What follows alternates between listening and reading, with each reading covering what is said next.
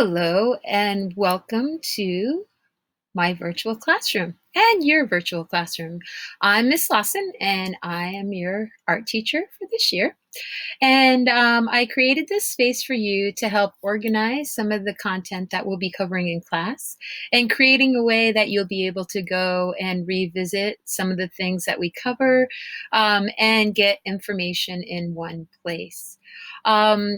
The way that the room is organized is very similar to my classroom. You are going to find over here that there is a whiteboard, and on the whiteboard is an agenda. And each day we will start with a do now. So our do now for the first day is a word that describes the image that's projected. And then we'll go over student introductions, and then I'm going to show you some slides about myself and do a class overview. And then if time permits, we may get to the pre-survey in the Kahoot. Otherwise, the pre-survey is already loaded in the classroom. Each week we'll be looking at an element of art, and sometimes it may extend over a couple weeks or 3 weeks depending on what we're doing, and sometimes it may be a combination of a couple. So this week's element is line, and if you click on this right here, it's going to take you to a video that's going to give you more information about line. Each week, there will also be a featured artist. In this case, we're looking at Jean-Michel Basquiat. You're going to see in his work that he uses lots of different types of line. And so it's a good illustration of how our line can be a very expressive element in a work of art. And up here, you'll be able to find a video that gives you some background about the artist. When you click on the smaller picture, it's going to allow you to view a larger version of that image. This is my cat, Timmy, and he every week will be the holder of the examples.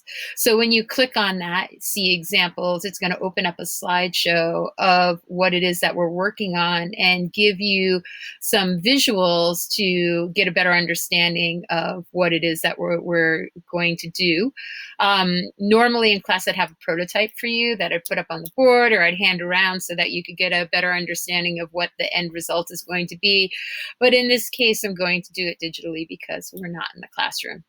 I have a quote down on the left right here, and that is that there is no mistakes, only happy little accidents, and that's from Bob Ross. And that really kind of encapsulates what it is that I'm hoping for you to take away with this class, is that you have permission to make mistakes.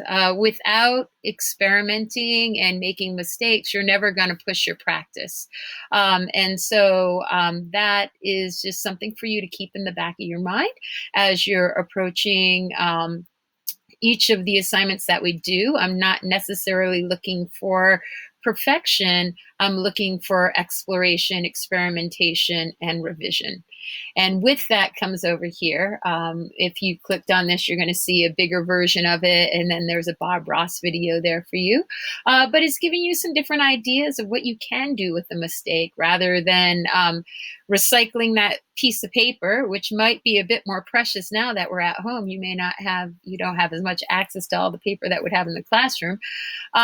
You might want to erase it. You may want to glue or collage over it. You might want to take a darker drawing tool and go over it and cover it up. Maybe you want to just take a paper and glue that paper over it and start over, or you could flip the paper over, or you could cut it out or cut it up and reassemble it. So just trying to figure out ways that you could turn it into something that's usual, like a usable thing. Down here is an artwork by Paul Klee.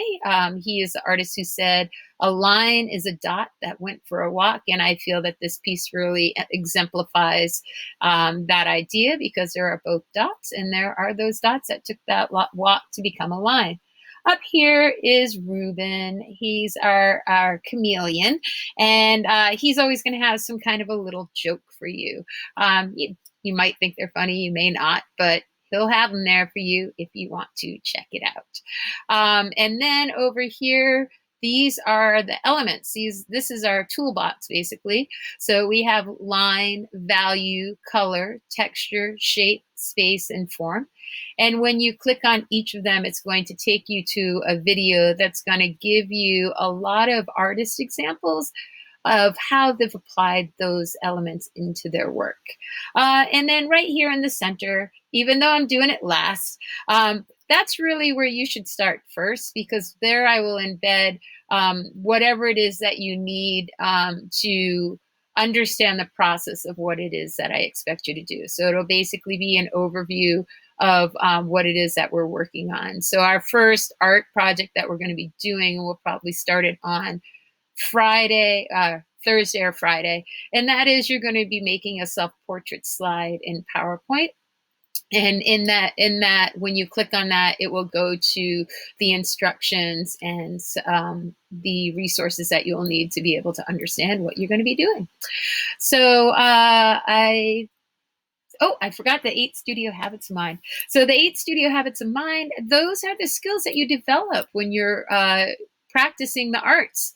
And a lot of it, some of it's metacognition, some of it's, being reflective, giving feedback to your peers, and of course, developing crafts. So they are the tools that will help guide your practice.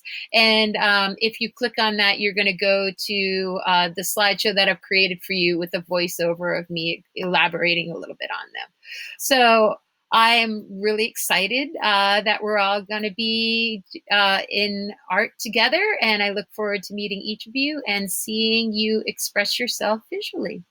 All right.